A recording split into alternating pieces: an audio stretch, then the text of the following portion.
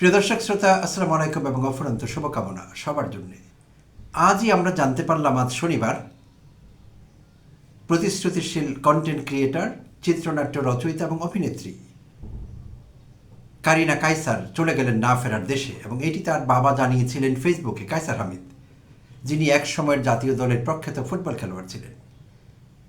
তো কারিনার আজ চলে যাওয়ার মধ্য দিয়ে এটি তার দ্বিতীয় মৃত্যু। আসলে তিনি প্রমাণ করলেন যে তিনি প্রথমবারে আসলে মরেননি।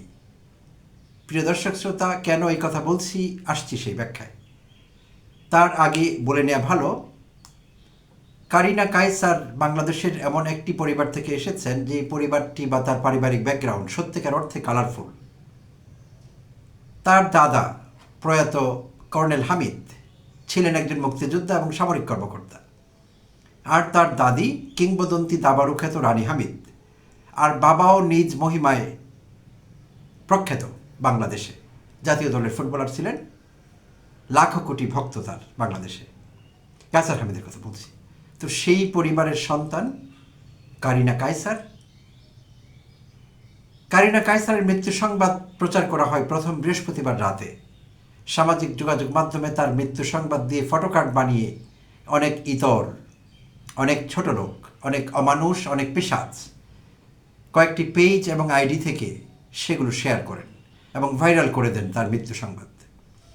তিনি তখনও জীবিত, স্ট্রাগল করছিলেন জীবন মৃত্যুর মাঝখানে ভারতের চেন্নাইতে খ্রিস্টান মেডিকেল কলেজ অ্যান্ড হসপিটালে। তিনি মরেননি তখনও, কিন্তু তিনি মারা গেছেন এরকম ফটোকার্ড ছাপিয়ে বিলি করা হয়, শেয়ার করা হয় বেশ কয়েকটি পেজ থেকে এবং আইডি থেকে। তো তখনই চেয়েছিলাম একটি কন্টেন্ট বানাবো এই অসভ্যতার প্রতিবাদ করে, কোনো কারণে বানানো হয়নি। তো যেটি বলছিলাম, আজ তিনি মরে গিয়ে প্রমাণ করলেন যে প্রথমবারে তার বিরুদ্ধে যে অপপ্রচার চালানো হয়েছিল, যে অমানুষেরা, যে পিশাচেরা, তারা ভুল ছিলেন, তখন তিনি আসলে মরেননি, তিনি আজ মরেছেন। প্রিয় দর্শক শ্রোতা, এই পরিস্থিতি আমাদের মনে করিয়ে দেয় সেই কাদম্বিনীর কথা, রবীন্দ্রনাথের গল্পগুচ্ছের জীবিত মৃত ছোট গল্পের শেষের লাইন, কাদম্বিনী মরিয়া প্রমাণ করলেন তিনি মরেননি। প্রিয় দর্শক শ্রোতা, নিশ্চয়ই যেই গল্পটি যাদের পড়া আছে তাদের জানা আছে, গল্পের কেন্দ্রীয় চরিত্র কাদম্বিনী। কাদম্বিনী মারা গেলে তাকে শ্মশানে নেওয়া হয় দাহ করবার জন্যে। তখন কাদম্বিনী জীবিত হয়ে পড়েন, সমাজে আবার ফিরে যান। সমাজ তাকে গ্রহণ করে না, কারণ সমাজ ধরে নিয়েছে কাদম্বিনী তো মারা গেছে, এটি সেই কাদম্বিনী না যাকে তারা চিনতেন। অনেক সংগ্রাম করতে হয় তাকে তার বেঁচে থাকার বিষয়টি প্রমাণ করবার জন্য, কিন্তু পারেননি। অবশেষে তিনি দ্বিতীয় মৃত্যু বেছে নেন, আর তার দ্বিতীয় মৃত্যুর মধ্য দিয়ে লোকেরা জানতে পারে আসলেই প্রথমবারে কাদম্বিনী মরেনি। তো এই অসভ্যতা আমাদের সমাজে অনেক দিন থেকে দেখছি প্রিয় দর্শক শ্রোতা, খুবই দুঃখজনক বিষয়টি, বেদনাদায়ক। অনেক সেলিব্রিটি, প্রখ্যাত ব্যক্তিদের যখন তারা চিকিৎসার মাঝখানে থাকেন, স্ট্রাগল করছেন জীবন এবং মৃত্যুর মাঝখানে, সেই সময় কিছু অসভ্য, কিছু ইতর, তারা কখনো কোনো কোনো মহলের স্বার্থ হাসিল করবার চেষ্টা করেন, স্বার্থ নিয়ে কাজ করেন, কারো এজেন্ডা বাস্তবায়ন করেন। কখনো কখনো নিছক কিছু ভিউর জন্যে, কিছু ছা পোষা নিতান্ত দরিদ্র শ্রেণীর মানুষ, যারা আর্থিক দিক থেকে দরিদ্র, আমি সেটি বুঝাইনি, মানসিকতার দারিদ্র আছে যাদের প্রকট, তারা জীবিত মানুষকে মৃত বানিয়ে ফেলেন মুহূর্তে কিছু ভিউজের জন্যে। আবার কখনো কখনো হয় সংঘবদ্ধ অপপ্রচার, যেমন কারিনার ক্ষেত্রে যেটি ঘটেছে, এটি বেশিরভাগই করেছেন আওয়ামী বাকশালী অসভ্য ইতরেরা এটি করেছেন। কারণ তাদের মনে ক্ষোভ ছিল প্রিয় দর্শক শ্রোতা, কারণ কারিনা সেই 5 আগস্ট গণভবনে গিয়েছিলেন, লাখো লাখো জনতা উত্তেজিত হয়ে সেদিন গণভবনে ঢুকেছিলেন, এবং তারা অনেকটা উচ্ছ্বাসবশত, আবেগবশত সেখান থেকে হাসিনার ব্যক্তিগত ব্যবহার্য অনেক জিনিস অনেকে নিয়ে গেছেন। সেগুলোর ভিডিও দেখেছি আমরা, স্টিল পিকচার দেখেছি বিভিন্ন জায়গায়, এবং একটি ব্যাপক লুটতরাজ হয়েছে। আর এইটি প্রচলিত অর্থে যে লুট হয়, চুরি হয়, ডাকাতি হয়, সেরকম ছিল না। এটি ছিল মানুষের উচ্ছ্বাসের বহিঃপ্রকাশ। কারণ বাংলাদেশের মানুষকে দুর্নীতি, অপশাসন, গুম, হত্যা, নির্যাতনের একেবারে যাতা করে পিষ্ট করছিলেন হাসিনা। তো বিরক্ত, বীতশ্রদ্ধ মানুষ অসহিষ্ণু হয়ে উঠেছিলেন, এবং তাদের সে অসহিষ্ণুতার এবং উচ্ছ্বাসের বহিঃপ্রকাশ ছিল হাসিনা মুক্ত বাংলাদেশে 5 আগস্ট যা ঘটেছিল গণভবনে। এটি কোনো প্রচলিত অর্থের লুট, ডাকাতি, চুরি এরকম কিছু না, সেটি প্রকাশ্যেই ঘটছিল। আর সেই আওয়ামীদের একটু বলছি, তাদের বিবেককে জিজ্ঞেস করতে হবে, তাদের নিজের বিবেককে তারা যদি জিজ্ঞেস করেন, তাদের যতই হাসিনার জন্য প্রাণ কাঁদুক, হাসিনা তো একজন পেশাদ ছিলেন, এটি তো সত্যি। তো আওয়ামীদের মধ্যে এমন বিবেকবান লোকের সংখ্যা খুব কম যারা এই সত্যটি অ্যাড্রেস করবেন কিংবা মানবেন যে হাসিনা একজন মনস্টার কিংবা পিশাচ হয়ে উঠেছিলেন। তো পৃথিবীতে এরকম পিশাচের কথা আমরা আরও অনেক জানি। তাদেরও যখন পতন হয়েছিল, লজ্জাজনক পতন, তখনও কিন্তু তাদের বাসভবনে হামলা হয়েছিল, তাদের বাসভবনে লুটপাট হয়েছিল, ভাঙচুর হয়েছিল। প্রিয় দর্শক শ্রোতা, একটু মনে করিয়ে দিতে চাই টাইম লাইনে কাদের কাদের ক্ষেত্রে ঘটেছিল। 1986 ফিলিপিন্সের স্বৈরশাসক ফার্ডিনান্ড মার্কোসের কথা নিশ্চয়ই আমাদের জানা আছে, এবং তার পত্নী ইমেলদা মার্কোস। ইমেলদা মার্কোসের 3 থেকে 4,000 জোড়া জুতো ছিল আমার যদ্দূর মনে পড়ে সেই সময়ের কথা। তো বিলাসী জীবনযাপন পক্ষান্তরে ফিলিপিন্সের মানুষকে চরম দারিদ্রাবস্থা এবং আইন শৃঙ্খলা পরিস্থিতির অবনতি, চরম হতাশার মধ্যে ফেলে দিয়েছিলেন সেই শাসক যিনি একজন কমিউনিস্ট ছিলেন।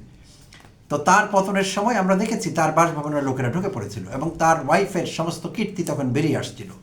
রাষ্ট্রের জনগণের টাকা অপচয় করে তিনি কী কী করছিলেন, কতটা বিলাসী জীবনযাপন করছিলেন, তো সেটি সারা দুনিয়া দেখেছে। তো এরকম তো ঘটেছে দুনিয়ায়। 86 কথা বলছিলাম। 89 নিকোলাই চাউসেস্কু, রোমানিয়ার স্বৈরশাসক, যার শাসনকাল ছিল 2.5 দশক। আর ফার্ডিনান্ড মার্কোসের কথা বলছিলাম, 2 দশক শাসন করেছিলেন তিনি, 20 বছর। আর নিকোলাই চাউসেস্কু প্রায় 2.5 দশক মানে 25 বছর শাসন করেছিলেন। তার পতনের পরও তার বাসভবনে হামলা হয়েছিল, লুটপাট হয়েছিল। এবার আসবো গাদ্দাফির কথা। মুয়াম্মার গাদ্দাফি, লিবিয়ার। 2011-তে তার যখন পতন হলো, সে আরব বসন্তের সময়ে। আর গাদ্দাফি শাসন করেছিলেন লিবিয়া 4 দশকেরও বেশি সময়, 40 বছর প্লাস, প্রায় 41 বছর শাসন করেছিলেন।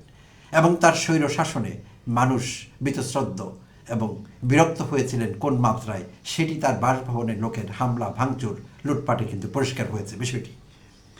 ওমর আল বশির, সুদানের, তিনি সুদানের স্বৈরশাসক ছিলেন। তার শাসনকাল ছিল 3 দশক স্থায়ী, এবং 2019-এ তার পতন হয়।